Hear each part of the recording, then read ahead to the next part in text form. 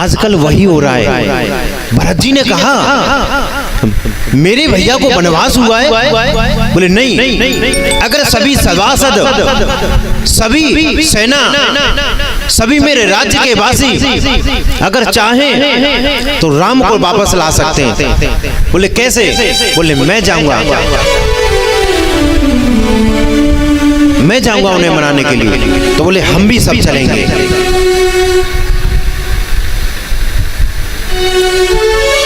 भाई तो चाहता है कि भाई की सेवा हो, लेकिन जिस दिन से परिवार में जब कोई पराया व्यक्ति आ जाता है ना, वो दूर कर देता है।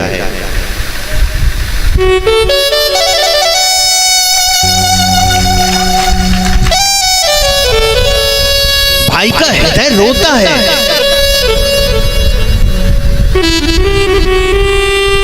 एक गुरुजी बताया करते थे, एक भरतपुर के पास में दो भाई थे। इतना प्रेम था उनमें कि साथ ही खाते थे, वो साथ ही कहीं जाना होता साथ ही जाते थे, साथ ही रहते थे। विवाह हो गया, धीरे धीरे बंटवारा हो गया, लेकिन उन भाइयों का कभी अलग नहीं हुए। उन्होंने कभी माना ही नहीं।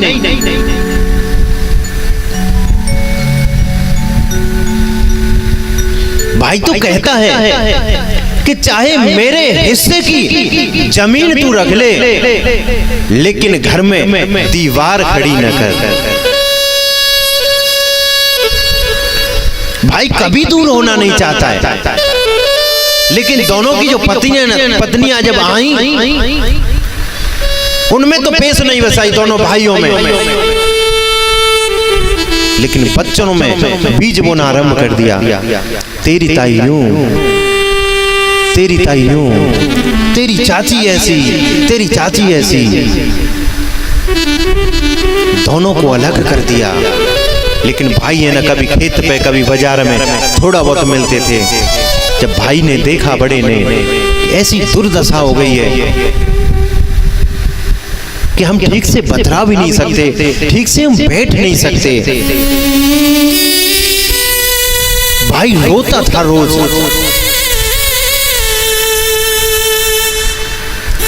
एक दिन इसी वियोग में, इसी कारण से, इसी चिंता में अटैक पड़ गया और वो मर गया।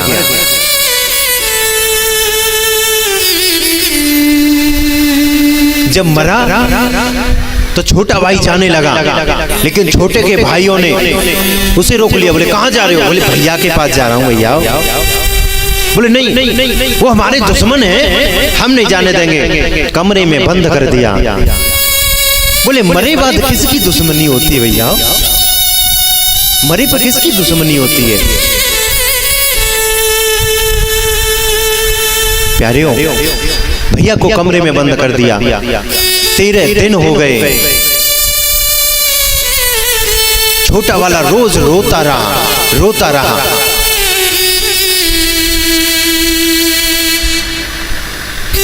लेकिन जब देखा बच्चों ने कि अब पंगत जो है ना वो समाप्त हो गई है, अब क्या करेंगे? छोड़ दो इनको।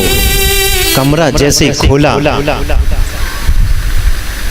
तुरंत गया अपने भाई के यहाँ और जाकर के परसाई जब चल रही थी ना, जो काम वाले होते हैं ना, उनकी परसाई चल रही थी। तो एक जगह पन्हैया जो उतरी थी, वहां पर जाकर के बैठ गया। मेरे भैया का प्रसाद है, मैं अपने 2 कंडे नहीं लगा सका, थोड़ा प्रसाद तो ले लूं।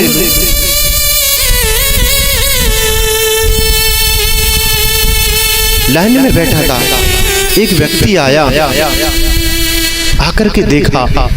बोले चाचा यहाँ, वो भी इस हालत में।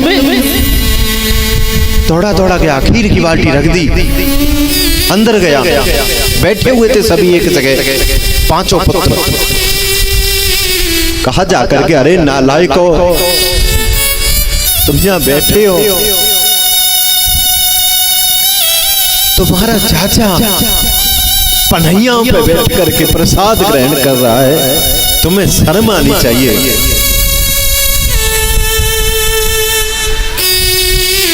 तुरंत पांचों निकल करके आए, आकर के उठाया, बोले चाचा आप चलो यहाँ से, अंदर चलो। अंदर लेकर के गए, लिपट के रो गए, बोले चाचा हमें क्षमा कर दो। छोटे ने कहा भैया हम जीते जी तुम लोगों को एक तो नहीं देख सके, लेकिन अंतिम समय पे ऐसा तो कर लो कि तुम पांचों और वे चारों एक हो जाएं, ऐसा तो कर लो। कहा चाचा हम चलेंगे, हम चलते हैं। चाचा ने कहा कि मैं आगे हूं, तुम चलो, मना लो उनको और एक हो जाओ। घर जाकर के पैरों में गिर गए पांचों भाई। चाचा ने कहा अरे नालायको, अब तो उठा लो, जो तुम्हारे चरणों में आके गिर गया, अब तो उठा लो। भरत जी भी तो वही किए थे।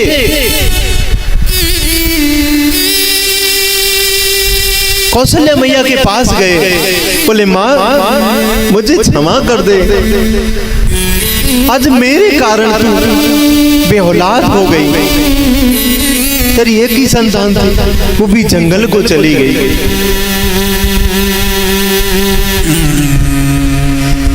अगर इसमें मेरा कोई हाथ हो तो जो पापी से भी जो पापी है, अधम से भी अधम है, जिसको जो दंड मिलता है वो मुझे मिले। एक ब्रह्म हत्या जिसको लगती है और जो पाप लगता है वो मुझे मिले। चरणों में लिपट गए, माँ इसमें मेरा कोई हाथ नहीं है, मुझे क्षमा करो माँ।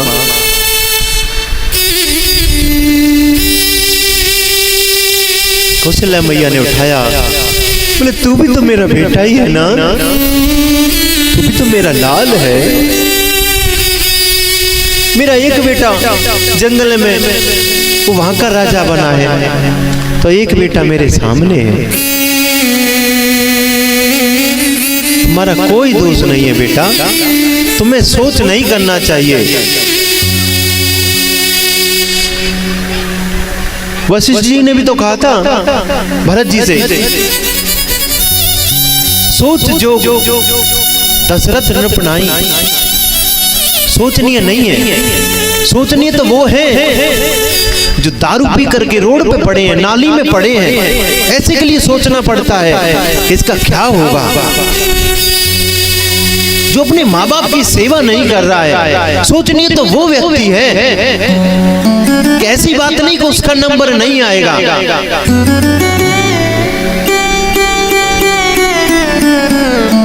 सोच जो दशरथ नृपनाई। बोले बेटा ऐसी बातें मत कर, तू भी मेरा बेटा है। भरत जी रोते हुए चित्रकूट के पास पहुंचे हैं,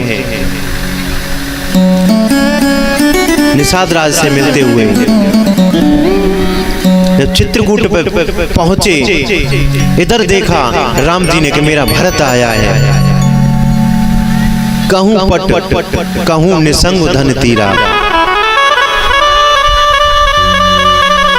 जो जैसे तैसे ही उठ धावे। जहां थे राम जी तुरंत खड़े होकर के उन्होंने कुछ नहीं देखा, जाकर के हृदय से लगा लिया। बोले भैया मुझे क्षमा कर दो। बोले कैसी बात कर रहे हो लखन, भरत कैसी बात कर रहे हो तुम तो मेरे भाई हो ना। यहाँ समझाया है राम जी ने। जनक जी भी आए, जनक जी ने कहा कि राम तुम्हारे नियमों से ऊपर भरत का प्रेम है, क्योंकि दुनिया में सबसे बड़ा कोई चीज है तो वो प्रेम है। प्रेम के बस पारत को रथ आक्यो, साग में दुर्गर खायो।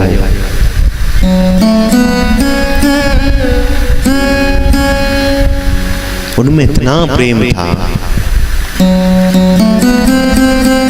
तुम्हारे नियमों के आगे इसका प्रेम भारी है, तुम्हें इसी बात को मानना चाहिए। पर राम जी ने समझाया है, गुरुओं से आज्ञा ली है। तो भरत जी ने कहा, भैया तो आप एक काम करो, अपनी कोई वस्तु दे दीजिए या खड़ाऊ दे दीजिए, जिसको मैं राजगद्दी पर रख करके राज कर सकूं। लेकिन एक बात याद रखना, आपकी आज्ञा मान करके मैं जा रहा हूं, लेकिन 14 वर्ष से अगर एक भी दिन अधिक हुआ, अपने भाई को जीवित नहीं देख पाओगे। भरत जी भैया खड़ाऊओं को लेकर के चले हैं। हरि बोल, शीश पर खड़ाऊओं को रखा है भैया।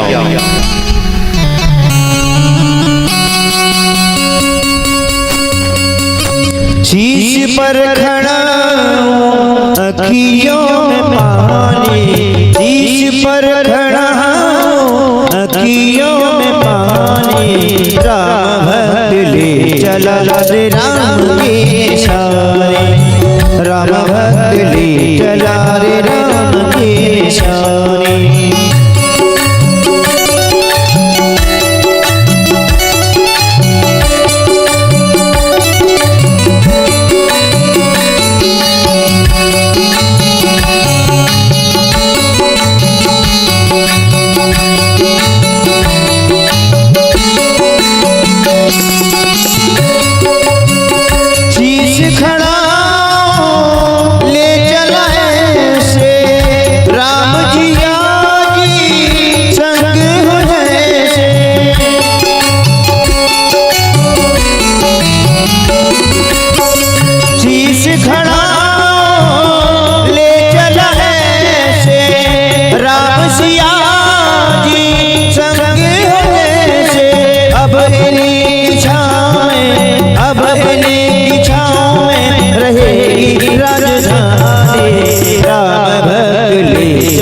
श्री राम के शाने, राम भक्त ले चला श्री राम के शाने।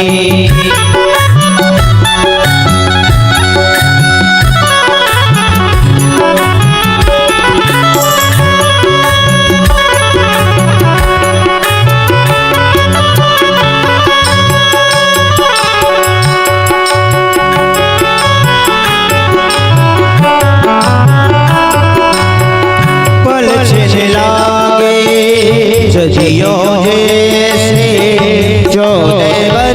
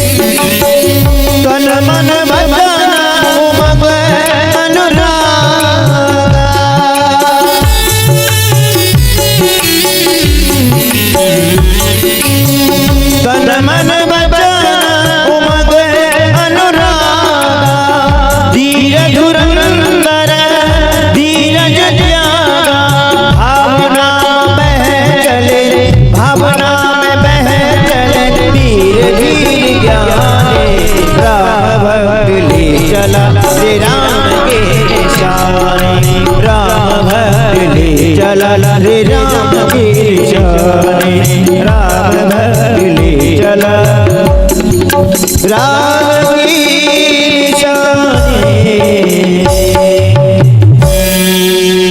भरत जी ने जाकर के खड़ाओं को सिंहासन पर रखा है। नंदीग्राम में जाकर के एक कुटिया बनाई है, वो वहां नहीं रहे और जमीन में गड्ढा खोद करके अपना सिंहासन लगाया है कि मेरे भैया जमीन पे सोते हैं तो मुझे उनसे और नीचे अपना आसन लगाना चाहिए।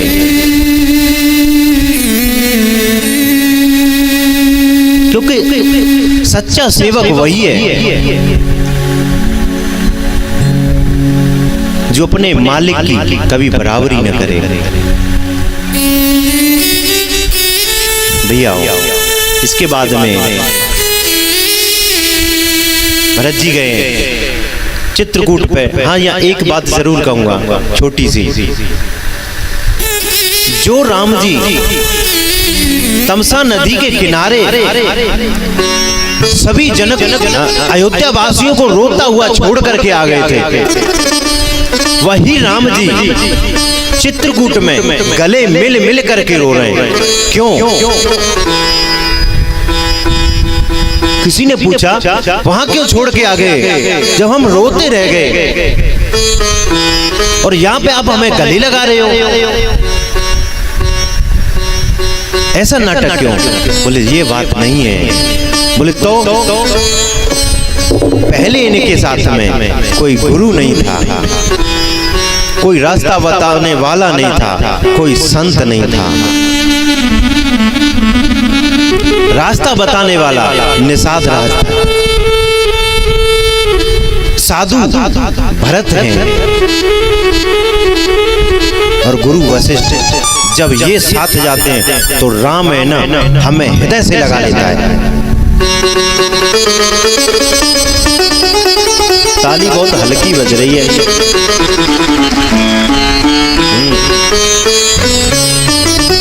जा शायद में कछु जर्रे दिखे, माटी के धगदाया ही बैठे हैं। दिखा दियो ना कि जोतते बजा के नीचे कर लियो, और तुम बजा के दिखाइए ना। बताओ पटर पटर ने कब आवाज आ रही है?